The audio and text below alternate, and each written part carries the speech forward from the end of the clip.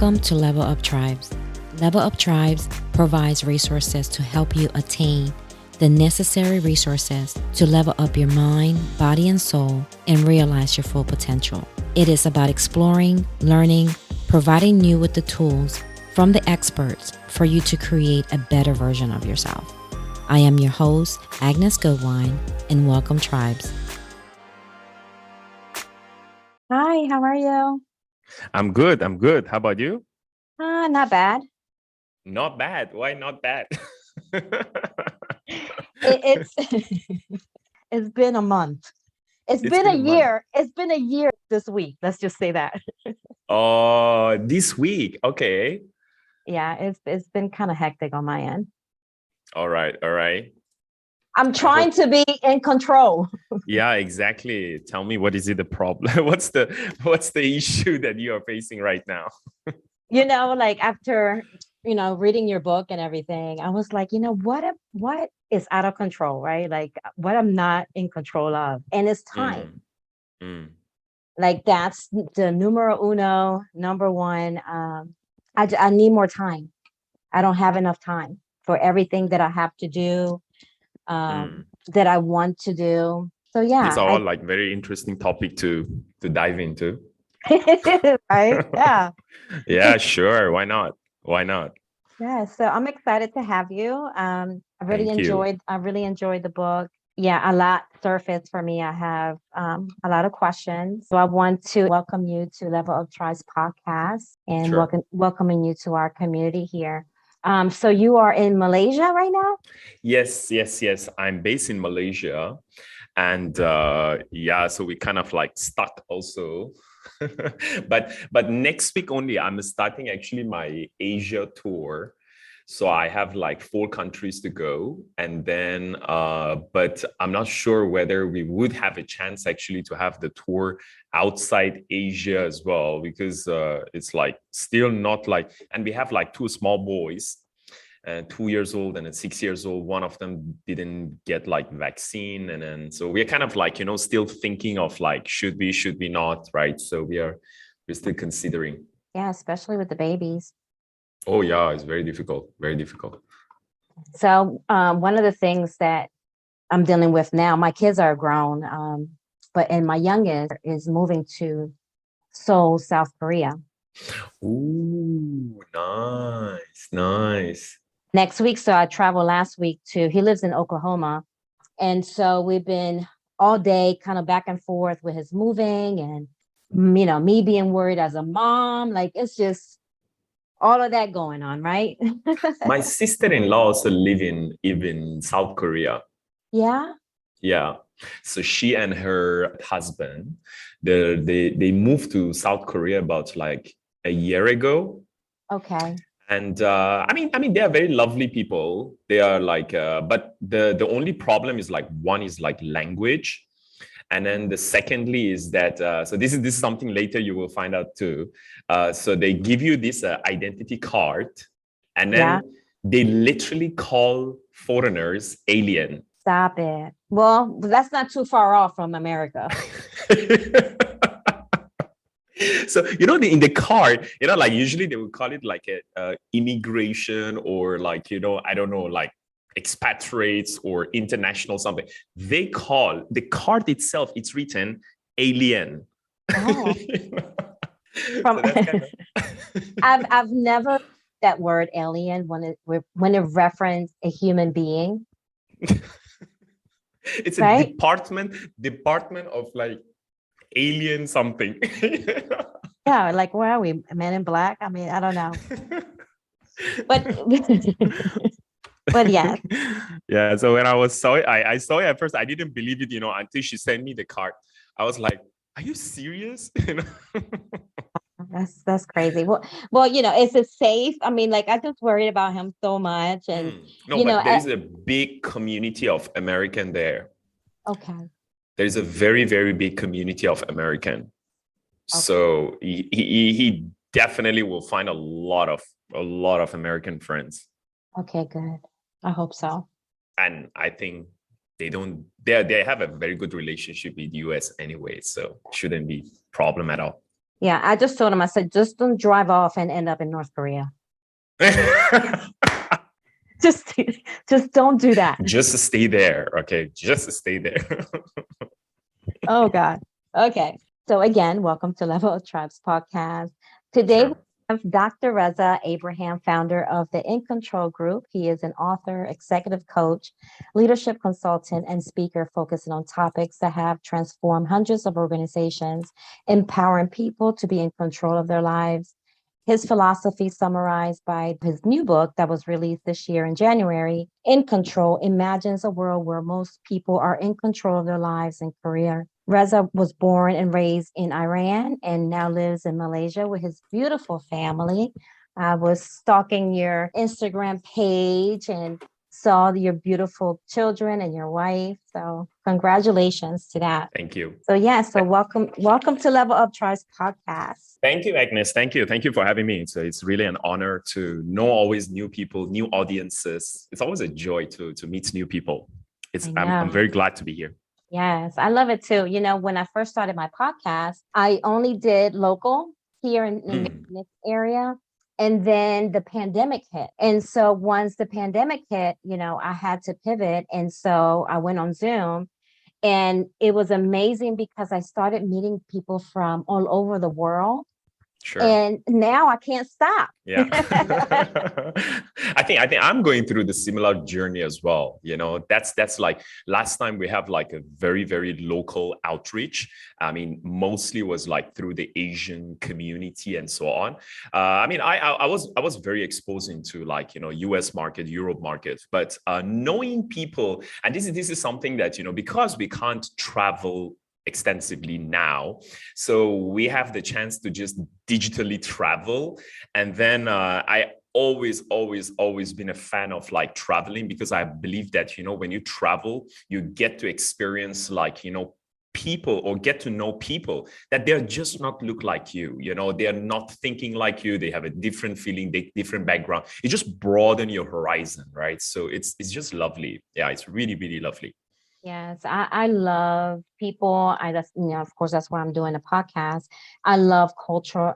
I love learning about different ethnicity and different everything, right? Because you don't want to get stuck in that box. Exactly. It's funny, my family, you know, they make fun of me because when I got married, like I love the Asian culture. Like I just love everything about it. And I'm like, maybe if when I did my ancestry DNA, I was hoping to have just a little bit of that, right? Any success? No. Pure. I know, but I'm a mutt. I mean, I have so much, like, you know, the African and Spaniard and a lot of Portuguese in there. And so, but yeah, none Asian. And I was like, oh, I was so mad. So when I got married, next life, yeah, we will do it in next life. I know. Well, when I got married, my theme was an Asian theme wedding. Oh, nice. Yeah, like that's how deep I was in it, Reza. Like I was like, sure. But anyway. Now, your children will do that for you. Yes, exactly. I don't know. But yes, let's dive in. So tell us about your new book. Tell us about your definition of living an in control life. Sure. That's a best place to start, right? So what is the definition of the in control life? So this is something that it took me a very, very long time to really, really comprehend and get to the point that I wanted to name the book itself In Control, right? And I've been a management consultant my entire like adult life. I'm coming from an engineering background, and I was working with a lot of people. And so my core area has always been around the topic of people and change. So we work with like multinational companies. We work with like some of the CEO of the Fortune 500 companies, and I have been traveling extensively. I'm talking to a lot of people. And I noticed these things from very early on in a management consultancy, that you go to one organization, you meet two different leaders. One of them is like making ton of money. He's very, very successful in their career. But then when you try to look at it in a holistic view, you can see that this guy is really, really suffering. They're not enjoying their life. They're not happy with who they are working with. And they're just simply miserable. But you know what? career-wise, awesome. At the same time, I meet another leader who is in the exact same situation. But this guy, he is like happy, he's enjoying, he is like having fun, he's also achieving his life and career. So I started to do this interview and do this comparative study. So what I found was very interesting is that the guy who is like having a lot of happiness, growth, and what we call that's like, anytime you're talking to them, they're always available. They have a lot of time. These guys are like very much focusing on the things that they can control in their life, and that was basically the first trigger that when I reflected even on my own life, I noticed that I love my job. I love the organizations that I was working with, but I did not love some of the people that I was doing the work with, right? Or the people that I was not doing the work for. So this basically ignites the whole notion of what is an in-control life. So if I want to put it in like to 4 simple sentences, an in-control life is the life where you love what you do, okay? You love who you do it with, you love who you do it for, and you love how you do it. It means how long you do it, when you do it, where you do it, and so on. So this 4 simple sentence, it pretty much define what does it mean to live an in-control life. And it applies for both of your life and career. I have met a lot of people that they don't love the people that they're doing the work with, and they're still in that organization. I have also met people that they don't love the person that they are living with, and they are still in that relationship. That's true. Okay? Yeah. That's true, right? So this is something that it goes against the whole notion of living an in-control life. So when you want to pursue a living an in-control life, we often tell people, you got to really, really, really take responsibility for the things that you can control so that you don't have to apologize or being even worried for the things that you can't control. Right. So this is, and I'm not really, Agnes, saying it in a very cheesy way. I know some people, they just often they say just like, oh, you can control everything, blah, blah. I'm not here to say that. But you know what? Living an in-control life, it's a very progressive journey. It means that it doesn't happen like that. I wish it could happen like that, but it doesn't happen like that. It's a very progressive journey, and it takes time. But here's the most important part. It doesn't happen by accident. It's a very, very intentional process. It means that if you are not conscious about it, it won't happen. So that's why living an in-control life, the core of it starts with consciousness. Yes. And I love that. When I first was introduced to the book as a yoga teacher, my job is to talk about surrendering and releasing control, right? And I'm like, oh, this might be a tough one for me, even before I opened the book, right? Yeah. Because my mind already went to, the in control, but you broke down, and tell me if I'm getting ahead of myself, but you broke down the book in different pillars that will help you little by little progress into that state of being in control. So you're not giving it all at once. You kind of break it into like different sections, which I really enjoyed. And then when I was reading it, I'm like, oh, okay, that's what he means. So yes. Yeah, you did a phenomenal job with that. So the InControl model, if I want to explain it for your audience as well, so how does it work? The core of the model, it's about consciousness. Yeah. So you become aware that, hey, there is such life exists. Yeah. Because there are some people that they never thought about it, right? They just said, this is my life, take it or leave it. This is how I got it. I can't do anything about it. Everything is out of control, right? So that is something that, it's absolutely wrong, because I thought the same way too. But then when I met people who got it in control, then I noticed that, oh my God, I've been doing this wrong my whole life, So it starts with that consciousness. Now, in the book, there are 3 cornerstones that I emphasize, which this cornerstone, it kind of like a steel rod, which going to hold the system together, which is a very good thing for every pillar that just now you mentioned. Yeah. So these three cornerstone, it start with contentment, which is basically like, being happy with what you're doing. Because I believe that, Agnes, at the end of the day, whatever you do, whether you make a lot of money, whether you are in a very good health condition, if you're not happy, I mean, that life sucks, seriously. Yeah. Right. I don't want to be in that kind of life, So it's very important to make sure whatever you do, you always test yourself and ask yourself, Reza, are you happy? I mean, seriously, are you happy with the life and career that you have right now? So that's the first cornerstone. Yeah. Which basically you can achieve like everything else, but if you're not happy, it means nothing. Now, the second cornerstone, it's what we call it at conversion. So conversion, it's your ability to grow, to become a better person, because if you don't do that, your life becomes very static. You hit what we call it as destination disease. It means that you're reaching to a point and you're not growing anymore, right? You can actually make a lot of money, but if you're not growing, people will always pass over you, right? So you would become like irrelevant to the market. And thanks again to COVID, right? It makes like everyone's life like more tough. You can't do as what you used to do before. So conversion actually become like more and more important in the last at least 2 to 3 years, right? And the third cornerstone is what we call it as consistency. Yeah. So if you are not consistent in whatever you do, you won't see the outcome at the end of the day. Yeah. So these three, it's like a glue that keep the system together. You have to always check them out, right? Are you consistent? Are you converting? And are you content?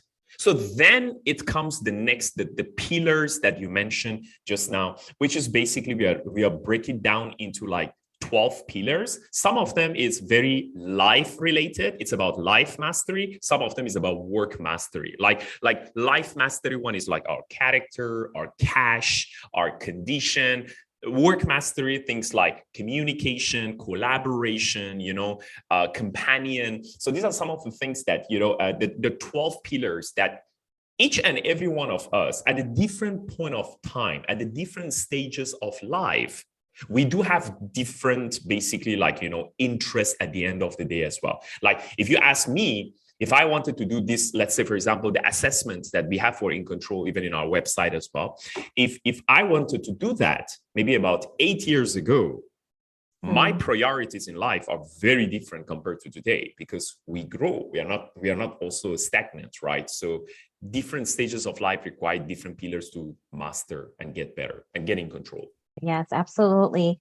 And so another thing that popped up for me that I've never heard before while reading the book, it's the word Ikigai.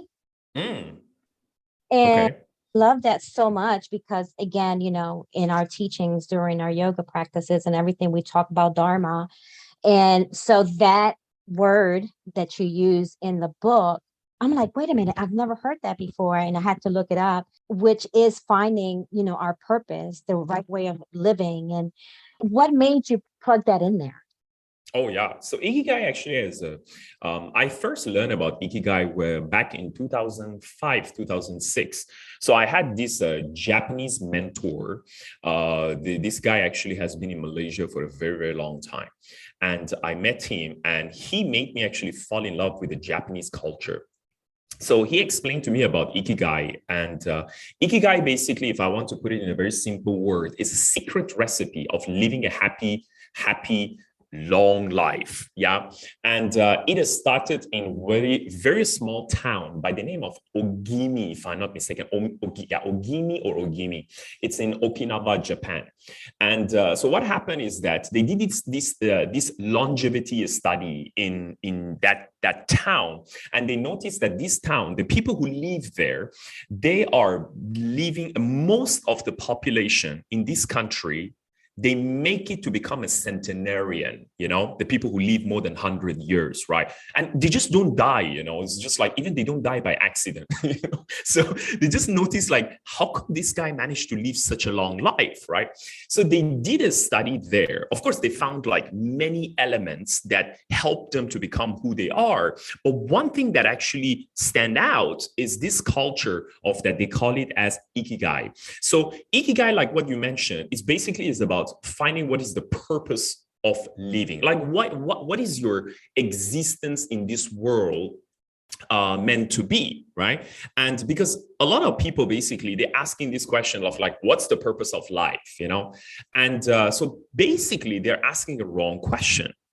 The key question is that what gives your life a purpose? What gives your life a purpose?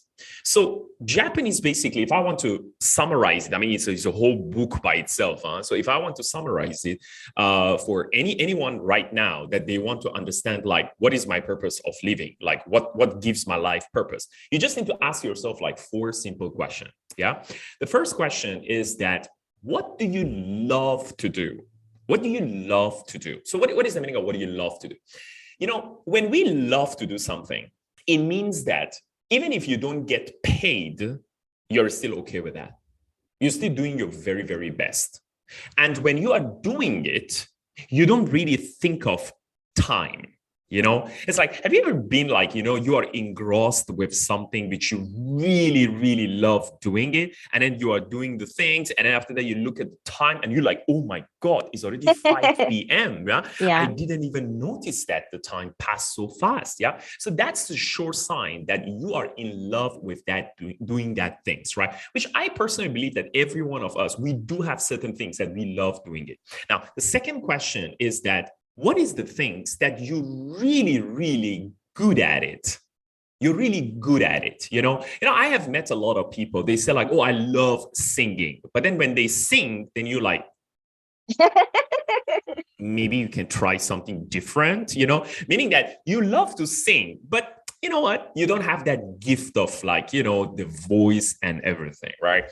So being in love with something and being good at it is a totally different thing. Yeah. So that's the second filter that you got to put through. Now, this is where I love Ikigai, because it connected to this earthy lifestyle where we need money at the end of the day, right? Because you can't just do everything for free, huh? The first 2 questions will get you to your hobby. Will get you to something that it can become your potential hobby for the rest of your life. But how Ikigai bring the purpose into it, you ask the third question. Who needs this gift? Who needs this gift? It means that who is going to be your customer? Who is going to be the person who can actually get benefited from your gift, from your like purpose in life? Yeah. And then the fourth question is that, how are you going to make money out of this?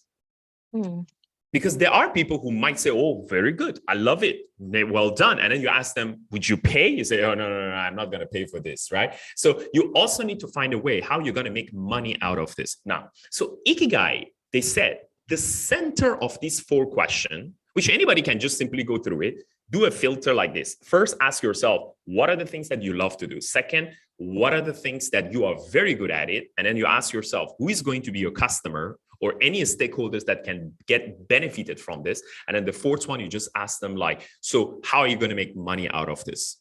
So the center of these 4 questions, that's your Ikigai. That's your purposeful living. I love that so much. That was my favorite section. Well, actually, I have 2. Well, maybe 3. I don't know. Okay. We'll see. We'll see where we go. But but yes, I love that a lot because, to go back to being in control, right? Sometimes we're not in control because we're not, one, we don't know our why, right? Why we're doing this, or why am I doing that? And so everything is like going crazy around you. So maybe like bring the focus in a little bit. And I think that this will help some people a lot. Oh, yeah. And in connection to that, I also, in your book, you talk about, hopefully I pronounce it correctly, the RAS. Okay. Can you also kind of elaborate a little bit about that? Yes. So RAS, or we call it as reticular activating system, is a part of our brain, which basically, if I want to simplify it, it means like it's kind of like a filter that gets whatever comes to your brain, whatever we receive from the outside world, right? RAS is responsible for that. Yeah. So it means like whatever you read, whatever you hear, whatever you consume, it all goes through this filter. We call it as RAS, reticular activating system. So the function of the reticular activating system is as simple as this. It's just focus or filter on something. That's all. That's all it does. It filter or focus. So to give you a very simple example to understand like how the RAS operate is like this.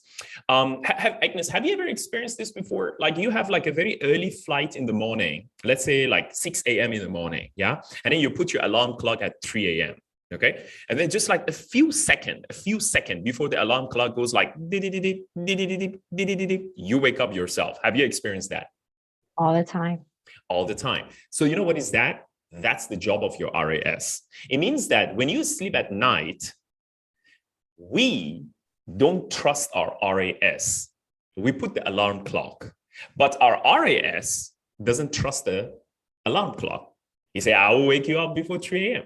But because we don't know that, right? We don't trust our RAS. Or another example of this, like, you buy a new car, you buy a new phone, you buy a new clothes, and then you walk around, you will see a lot of people that are having exact same as you.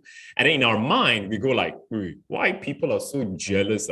Now that I bought it, everybody go and bought it. But actually, like people had it even before you bought it, right? But now because you have it, you're very conscious about who else has it. But I don't have any personal experience in this area. I remember when my wife was pregnant to our sons, yeah, every time we go to the shopping mall, I used to see a lot of pregnant people. I used to ask my wife, is it like a season or something?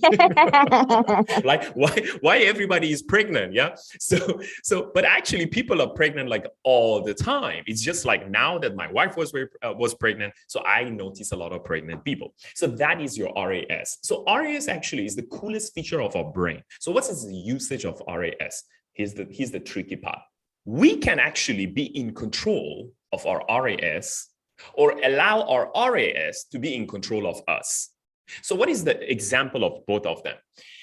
When you are not in control of your RAS, you can easily get annoyed by people who you don't like them. So it means that if you don't like that person, yeah, you simply do not see any good things in that person. And when I'm saying it, Agnes, I'm not saying it again in a very cheesy way. Yeah. You literally don't see it. Is it because the brain is focusing on the negative aspect because you think so? Exactly. And this is a very tricky thing, because like, for example, even I'm sure you're familiar with the growth mindset, Carol Dweck, right?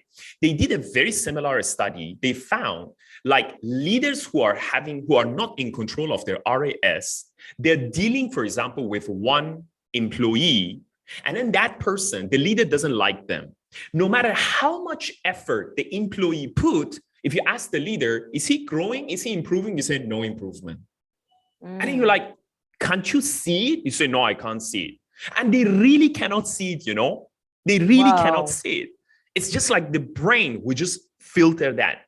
The other side of it also exists. It means that if I love someone, the person can do so many wrong things and I can't just see it. Wow. I just don't see it. At first, I thought like the person actually pretend that he doesn't see it, but they really, really don't see it. And that's the job of the RAS. So the people who are in control of their RAS, they can technically manage this whole RAS things. It means that they consciously put effort to see what's good about this guy. And sometimes you can just challenge yourself. The person that you really don't like, you're thinking with yourself, like, why this person even exists in this world? Like, I think God might have made a mistake to created him, right? So, but that person actually, that you totally dislike him, he might have something that you can actually fall in love with.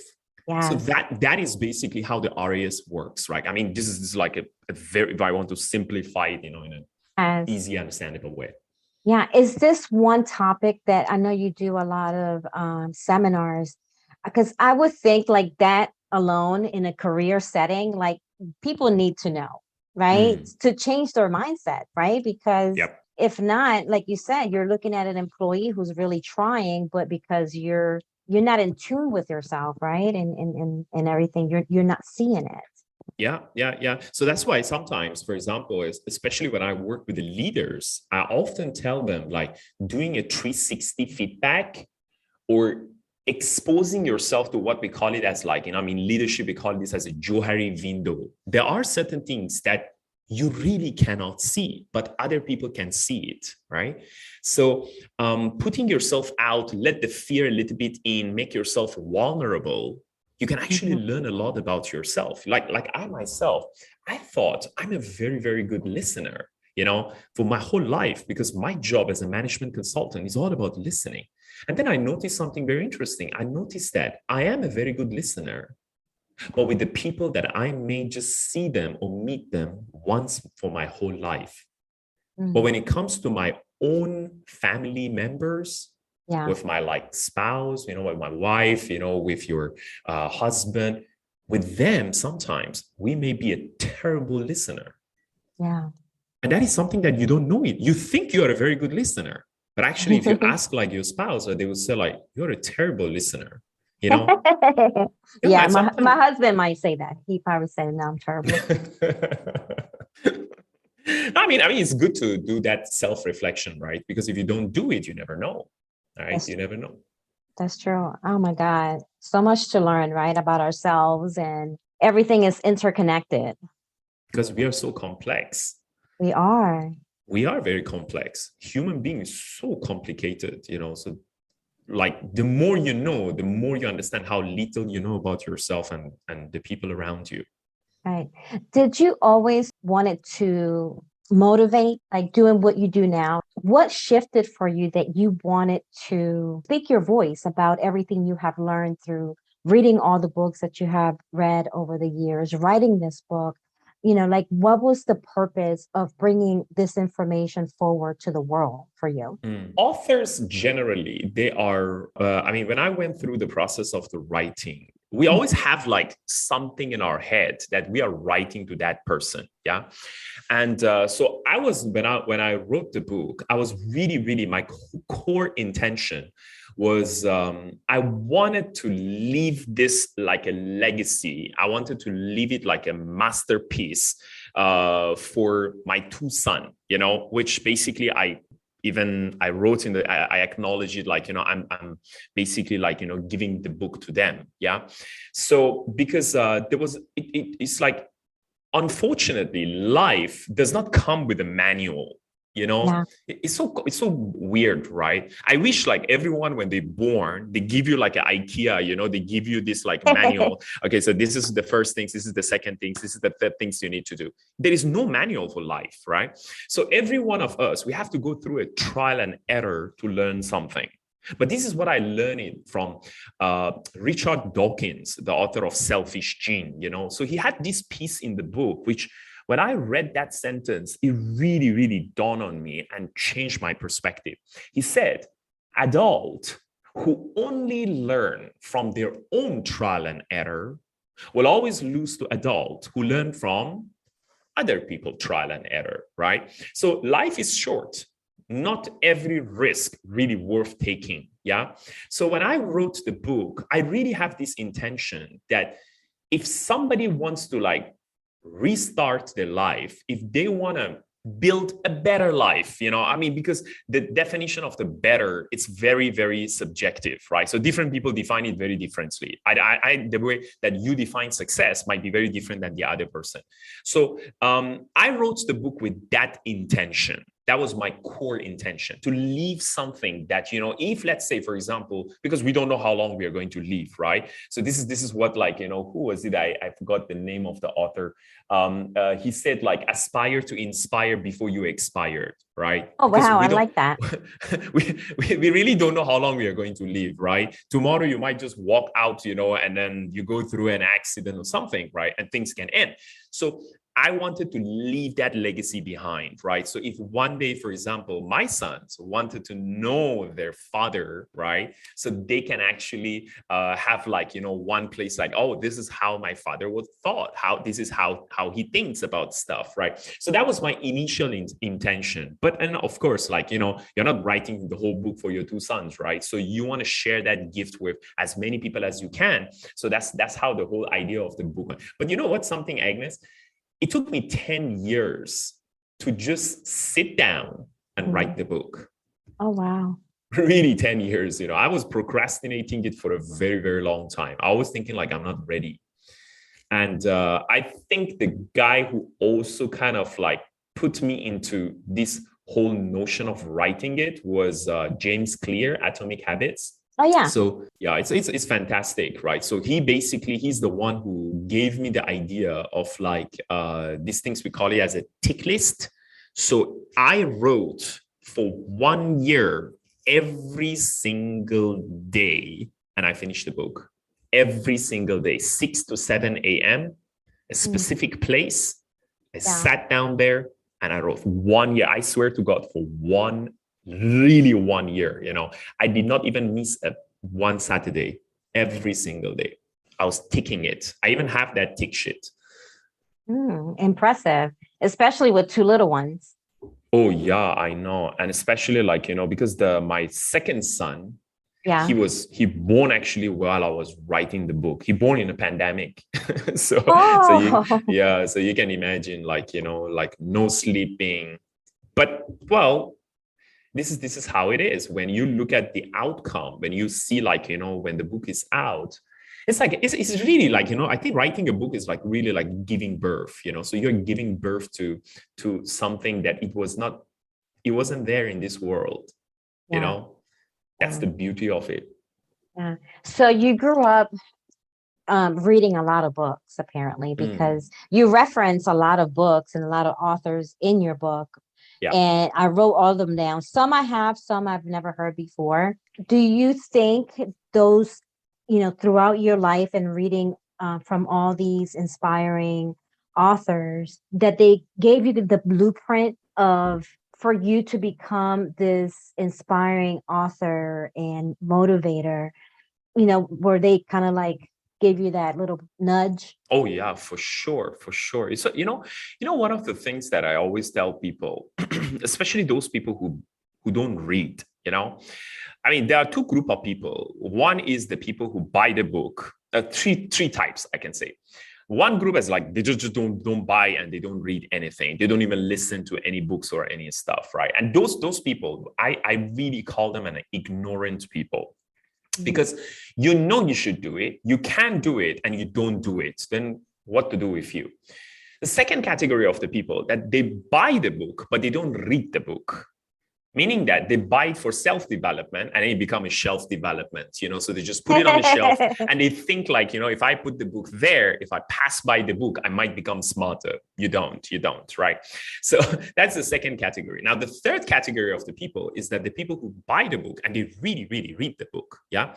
I'm not saying that all the books are great. I personally, there are so many books that I did not finish them off because I just lost interest somewhere in between. Yeah.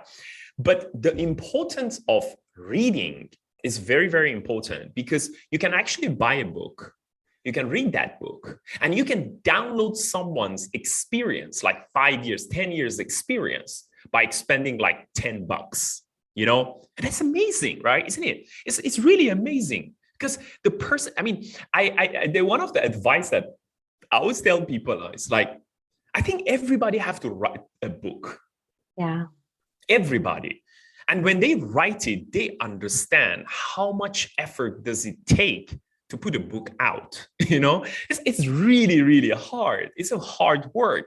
And it's not like, I do talks and trainings and consultation. I can just do 1 day consultation and it's equal to selling like 1,000 books, because you don't make a lot of money from writing the book, but the process of it is very, very important. It means like by the time the book is out, you are a totally different person.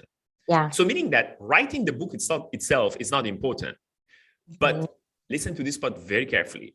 Who you become in the process of writing that book, that is very important. Meaning that all the books that you need to read, all the writing that you need to do, all the bad habits that you need to put aside, all the discipline that you need to build, that will make you a totally different person. And this happens to me. It happens to me, Agnes. I was a very, very different person 2 years after, like, the whole process of writing the book finished. I was a completely different person. So what I love about this whole notion of writing and book is that all those books that you mentioned there, so some of them, of course, like, I read them like when I was like 17, 18. It's a progressive journey, it takes like 20 years to get to this point. Yeah. But you become a very, very different person after going through all these things, right? So each one of them, they just put one piece of the puzzle together, right? So then and you would be surprised that if I look at the book right now, if I want to rewrite it, I can actually like change the whole things again, because you become a very different person stage by stage. Now it's just the way that it should be, right? Yes, yes. No changing, no change. Maybe a part 2, but no change. Yeah. Thank you. In the book, you talk about, there was a section there, briefly, you talk about, the importance of, kind of networking. So I wanted to ask you, because you can't do everything by yourself, right? So I'm curious to know, like, who's your network? Who's your team? Who's your tribe? For those that are listening and they're looking for those resources, right? The people that they need in their lives, like, what are those characteristics or, platforms that people can find their tribe to help them elevate and be in control? All right. Okay. So this is something that we can look at it from different angle. So first of all, your network is always your net worth. Yeah. So the better people surround you, the better off you will be in your life. This is something that I learned many, many years ago when I was in my early 20s. I learned it from legendary Jim Rohn, So Jim Rohn, he used to say, you are an average of 5 people. You're spending most of your time with them. Law of average, law of 5. So who are the 5 people that you're spending a lot of time with them? And I literally, Agnes, I can sit down with anybody and I can just ask you, like, who are the people that you're spending a lot of time with them? And I can almost predict your future. Because I like that. Who you are in the next 5 or 10 years, it's directly correlated to the people that you spend time with. So if you are spending time with the people who are always nagging, always complaining, always negative, always sad, always grumpy, don't be surprised.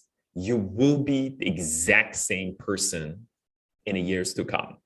And if you spend a lot of time with the people who are like motivating, inspiring, they have goals, they are successful, they read a lot, they educate themselves, don't be surprised that you will become exactly the same person too.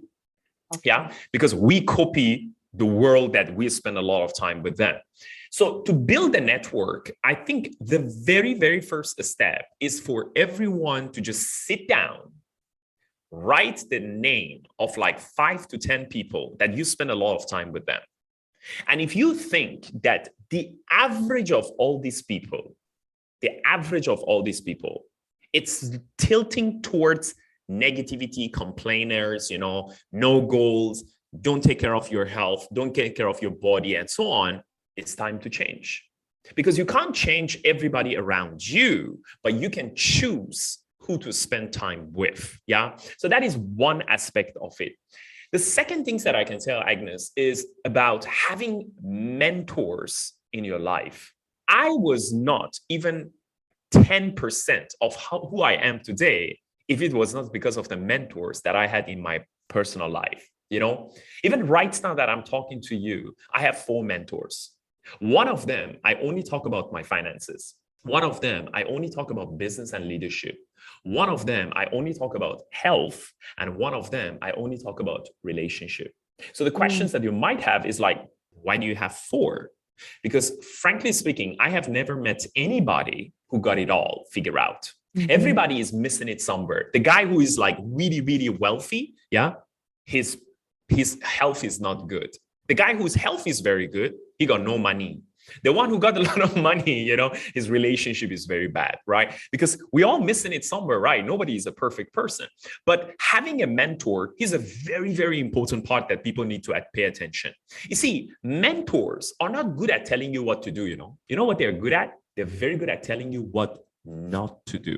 This is very important because they are not God. They also have their own weaknesses, right? But they can actually tell you, don't do this. And when you don't do it, it can save you your like years of trial and error. Let me give you an example to understand this better. Like I wanted to buy this property. And so I was having a meeting with my mentor. And then so when I went there, so I asked him, I brought like these 3 properties that I have in my mind. I wanted to purchase one of them. So when I went there, he looked at the 3 properties and then he said like, I'm not going to buy this one. I'm like, this one? Are you serious? This is exactly the one that I wanted to buy. He said, no. You don't want to go with this developer. I'm like, why? He said, oh, this guy, they never deliver their promises. I'm like, but I read all the reviews online. The reviews was awesome. He said, oh no, that's all paid reviews. Wow. So you just imagine. Wait, what does he mean by page reviews? Paid review, it means like they paid someone to write the review, good review for them. Stop it. Yeah. So you see, this is exactly what we call it, like the process of what we call that, like avoiding making a mistake. And that is very important. Because if I want to just do that, if I want to just go for that property, I might purchase it.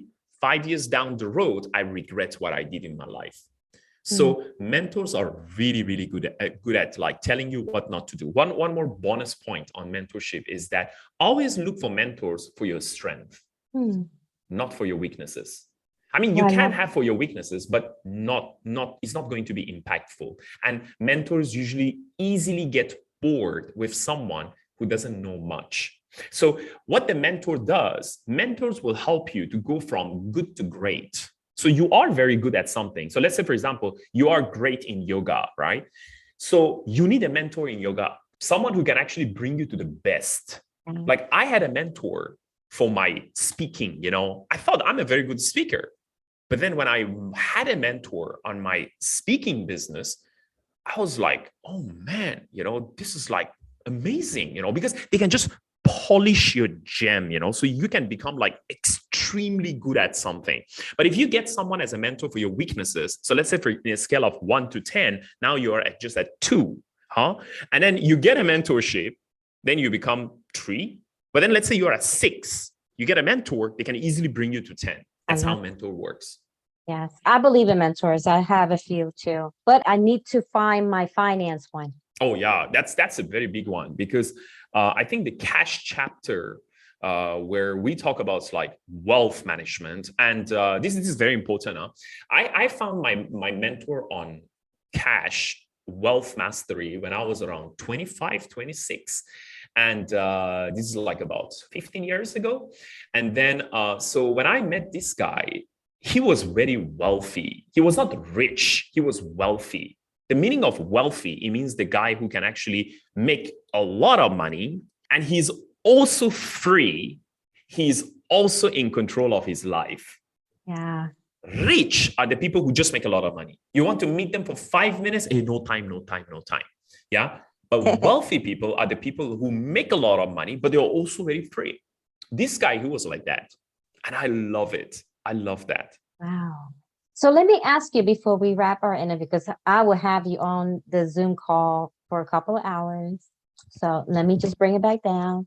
Sure. Um, are you going to have like a, what am I thinking? Like a master, like a master class to develop the people that are reading your book? Because I feel like there's Mm, more, right? And sure. so what do you got for Mm. us? What's out there? What's the next step?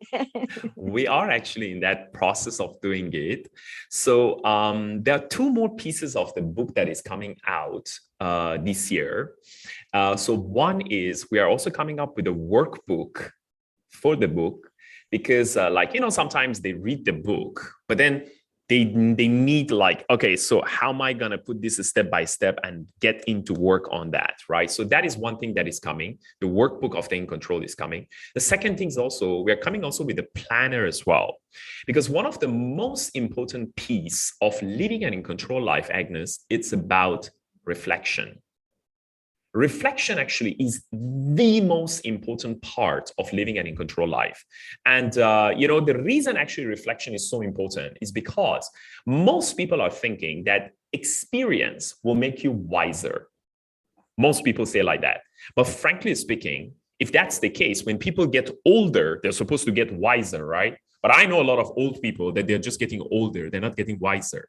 So, what makes the experience help you to become wiser is when you reflect on that experience. So every day we need to have that reflection on like what went right, what went wrong. And this is something that even I'm doing it even with my son as well. You know, whenever we pick them up from the school, we have this habit of asking them this three question. What did you love about today? What did you laugh about today?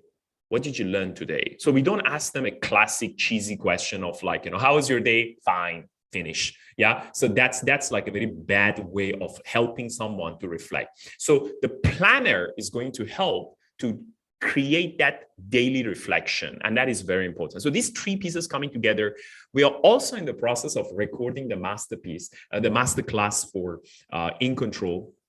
It's like with all this hectic schedule, so hopefully by end of this year that also would be out, you know. So but thank you for asking. I really appreciate that. Yeah, It's I love lovely to that. hear it from you. Are you going to break that down into the 12 pillars? Yes, Oh, yes, okay. all the 16, basically Oh, all the 16. Yeah. 16. So consciousness, one is a core, three cornerstone, and 12 pillars. Yeah, so all the 16 gonna have its, yeah. Oh, I love that so much. Are you doing Zoom calls like with groups or? Oh yeah, we have. Yes, we do that. We do that. So currently, we have like a number of organizations that we are working with them. Yeah. So I am mostly like, you know, towards the corporate side because like, you know, B2C is a bit harder, and then we prefer to do it in an organization setup. So we have like a number of organizations right now that they are planning basically to teach all their employees how to Yeah. work and live an in control life. Oh my God, that's amazing. That's Yeah, brilliant. yeah. That's yeah, Thank you. just sell them the package and you're done. Yes, yes. So that's the directions that we are going as well. So basically, like, you know, so they attend the programs, a 2 days training, and then after that they also get a book. So that's how we do it. Is there anything else that you would like to add or discuss that perhaps we didn't touch on today?